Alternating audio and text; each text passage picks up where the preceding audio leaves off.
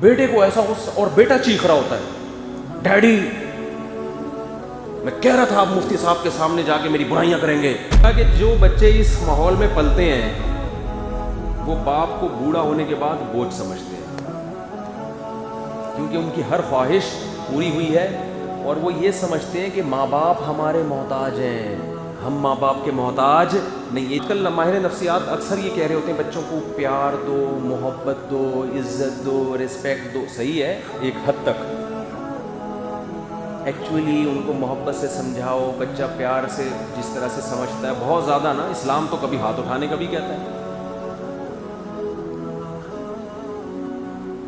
Doctor صاحب نے کہا کہ جو بچے اس ماحول میں پلتے ہیں وہ باپ کو بوڑھا ہونے کے بعد بوجھ سمجھتے ہیں، کیونکہ ان کی ہر خواہش پوری ہوئی ہے اور وہ یہ سمجھتے ہیں کہ ماں باپ ہمارے محتاج ہیں، ہم ماں باپ کے محتاج نہیں. یہ جو محتاجی والا عنصر میں بتا رہا تھا نا، جب ماں بچے کو کھلانے کی کوشش کرے گی، یہ کھا لے تو یہ نہیں کھاتا، تو یہ کھا لے تو یہ نہیں کھاتا، اس سے گزارشیں کر رہی ہے، تو بچہ یہ سمجھتا ہے کہ روٹی میرے پیٹ میں جائے گی، پیٹ بھرے گا کس کا؟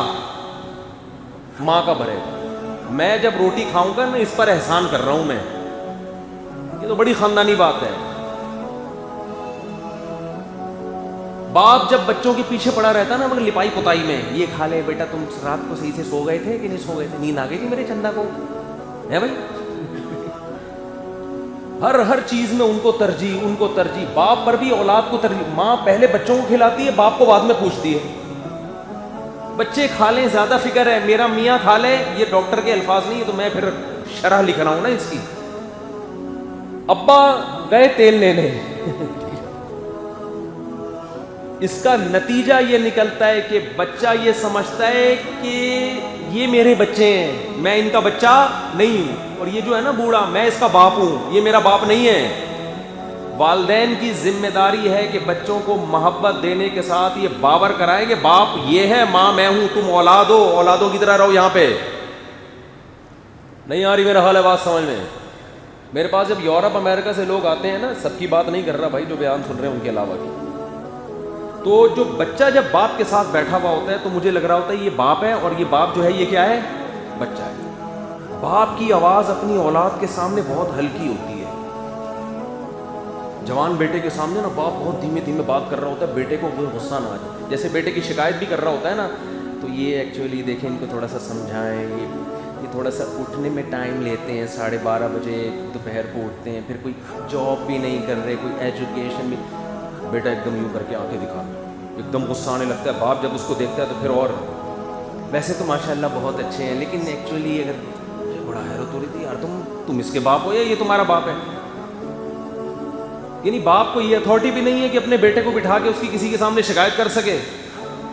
وہ باپ کس بات کا بھائی؟ وہ تو خان سامہ ہے جو تمہیں ساری زندگی کھلاتا پلاتا رہا ہے. بیٹے کو ایسا غصہ اور بیٹا چیخ رہا ہوتا ہے، ڈیڈی میں کہہ رہا تھا آپ مفتی صاحب کے سامنے جا کے میری برائیاں کریں گے. وہ ڈیڈی بڑے آرام سے خراما، ان کو پتا ہے کہ زیادہ چیخا تو اتنا زور سے یہ چیخے گا کہ میں گر جاؤں گا یہاں پہ. یہ وہ ممی ڈیڈی والے بچے ہیں جن کو ماں باپ نے بہت زیادہ رسپیکٹ دے دی، اتنی کہ اپنا باپ بنا لیا انہوں نے. اس کو سمجھتے نہیں ہو بات کو. تو جب میں یہ بات سن رہا تھا نا، یہ تو ڈاکٹر کے الفاظ نہیں، مثال صرف اتنی سی تھی، باقی تو سارے میرے الفاظ ہیں. تو مجھے اپنی والدہ محترمہ یاد آ رہی تھی. ان کا چمٹا یاد آ رہا تھا. میری والدہ روٹی پکا رہی ہوتی تھی، مجھے سبزیاں نہیں اچھی لگتی، مجھے سبزی میں صرف بھنڈی اچھی لگتی ہے اب بھی، باقی سبزی اچھی نہیں لگتی شروع سے ہی. بس کوئی مزاج کچھ اس ٹائپ کا تھا. اور ہماری والدہ بھی سہارنپور کی تھیں، تو انڈین کھانے، آلو کی بھجیا، کھنڈیاں، بڑیاں، وہ ہمیں ویسے ہی نہیں اچھی لگتی تھی. کھنڈیاں اور بڑیاں. آج کیا پکا ہے؟ بڑیاں پکی ہیں. اماں کیا پکا دیا یار؟ بڑیاں پکا دی ہیں بھائی. کوئی کوفتے ہوتے، کوئی چکن کا سالن ہوتا یا بھنڈی ہوتی. اماں نے کیا انڈیا کے روایتی کھانے بناتی تھیں، بڑیاں. تو ہمیں یاد ہے کہ قانون یہ تھا کہ جو پکے گا تیرا باپ بھی وہی کھائے گا. جو پکے گا، اور والد صاحب بھی وہی کھا رہے ہوتے تھے، جو پکے گا مجھے نہیں اچھا لگتا تھا بالکل. اب مجھے یاد ہے کئی بار ایسا ہوا کہ میں بیٹھا ہوا ہوں، سالن سامنے، روٹی میں نہیں یوں کر کے نا غصے میں یوں کھا رہا ہوں، اور پھر میں جیسے بچے نہیں کرتے یہ کر رہے ہوتے تو والدہ وہ چمٹا دکھاتی تھی، اس سے ماروں گی یہ گرم ہے. اور چھوٹا تھا بالکل نا سمجھ تھا. تو اللہ معاف فرمائے، نا سمجھ مکلف نہیں ہوتا، بد دعائیں دے رہا ہوتا تھا. وہ تو بہت چھوٹا تھا نا، بد دعا لگتی نہیں ہے، اور اب تو ہنستے ہیں ان بد دعاؤں پہ. پتہ نہیں یہ کس طرح کی ماں مل گئی ہم کو، کس طرح کی اماں مل گئی ہے. ناشتہ ہماری والدہ کی مرضی کا ہوتا تھا، پراٹھا کھانا پڑے گا. اس کا فائدہ کیا ہوا؟ پیٹ اتنا مضبوط ہو گیا، اب ربڑ کے پراٹھے بھی بولو، برگر پیزے نہیں کھلائے. ویسے اس دور میں زیادہ برگر پیزوں کا رواج بھی نہیں تھا. روٹی کھائیے، روٹی. اب روٹی کے بغیر تسلی نہیں ہوتی. تو محبت ان چیزوں میں دو جس میں واقعی محبت بنتی ہے. بچہ اگر آپ کی مرضی کا نہیں کھا رہا، اپنی مرضی کا کھا رہا ہے، اس کا مطلب باپ وہ ہے، آپ کیا ہو اس گھر میں؟ اولاد ہو. ٹھیک ہے، کبھی کبھار تو اس کی مرضی بھی ہونی چاہیے. عادت بچہ نفس پرست ہوتا ہے. اور ڈاکٹر صاحب کے الفاظ بتا رہا ہوں، بڑے خاندانی الفاظ، اتنا لمبا تو ڈاکٹر صاحب نے بیان نہیں کیا تھا، 2-4 منٹ کا تھا، انہوں نے اس کو کھینچ دیا ہے کہ بچے کی طبیعت میں شکر گزاری نہیں ہوتی، نا سمجھ ہے. بچہ احسان فراموش ہوتا ہے، نا سمجھ ہے. اگر آپ نے بچوں پر احسانات کرنا شروع کر دی، اپنی ویلیو ختم کر دی، تو یہ مت سمجھیں کہ بچہ یہ سمجھے گا میرا باپ اتنا اچھا. اس کی مینٹل لیول یہاں تک نہیں ہے. پھر جس دن آپ نے نہیں دیا تو وہ کہے گا میرا باپ بڑا ظالم ہے. آپ روزانہ بچے کو 100 روپے پکڑاتے ہو جیب خرچی میں، 2-4 دن تو اچھا لگے گا اس کو، اس کے بعد سمجھے گا یہ میرا حق ہے. جس دن نہیں دیے اس دن کہے گا میرا باپ ظالم ہے، مجھے میرا حق نہیں دے رہا. وہ سمجھتے ہو؟ تو میں نہیں کہہ رہا کہ سختیاں کرنا شروع کر دیں، پیٹنا شروع کر دیں. اعتدال سے، تمیز سے، عزت بھی دیں، لیکن اس کو یہ باور کرائیں کہ باپ کون ہے؟ میں ہوں.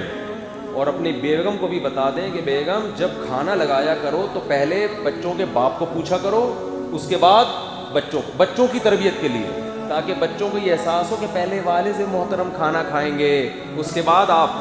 ساتھ بھی بیٹھ کے اگر کھا رہے ہیں تو پہلے ابا شروع کریں گے. ابا پہلے کوفتے نکالیں گے یا کھنڈیاں یا بڑیاں نکالیں گے اپنی پلیٹ میں. اس کے بعد اگر بچوں نے پہلے شروع کر دیا تو ماں کو چاہیے بچوں کو سمجھائیں بیٹا ابو سے پہلے نہیں کھاتے، بے ادبی ہوتی ہے. بڑوں کی کیا ہوتی ہے؟ بولتے کیوں نہیں؟ بے ادبی. اور ابا کو چاہیے کہ وہ بچوں کو کا ادب سکھائے، بیٹا امی پہلے نکالیں گی اس کے بعد آپ کھاؤ. لیکن اماں عام طور پہ بیچاری کچن میں ہوتی ہے، وہ تو کھلا رہی ہوتی ہے کہ کھا لو. اللہ نے اماں کو الگ ہی شان دی ہے. کیسی اللہ نے ماں کو بنایا یار، 20-20 30-30 سال روٹیاں پکا کے کھلاتی رہتی ہے، تھکتی نہیں ہے، کبھی 5 روپے کا مطالبہ نہیں کرتی کہ میں نے اتنے سال خدمت کی ہے. اتنا بڑا رشتہ ہے اللہ نے ماں کا بنایا. اتنا آپ کو زندگی میں کسی نے پکا کے نہیں کھلایا ہوگا جتنا آپ کی ماں کھلاتی ہے. لیکن اسی ماں کے ساتھ کیا بدسلوکی کرتی ہیں بیٹیاں. تھوڑی سی اونچ نیچ ہو جائے کیسی زبان درازیاں ہوتی ہیں.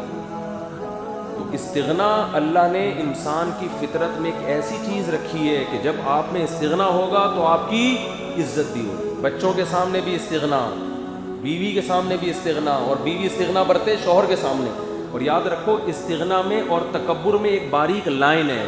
بعض دفعہ ہوتا تکبر ہے، اس کو لوگ استغنا سے تعبیر کر رہے ہیں. بعض دفعہ ہوتا استغنا ہے، اسے لوگ تکبر سمجھ رہے ہوتے ہیں. تو یہ باریک لائن سمجھنے کی ضرورت ہے. استغنا ہمیشہ اپنے چھوٹوں سے ہوتا ہے، اپنے اوپر والے لوگوں سے نہیں ہوتا. اور تکبر اوپر والے لوگوں سے ہوتا ہے، ماتحتوں سے نہیں ہوتا. کیا مطلب؟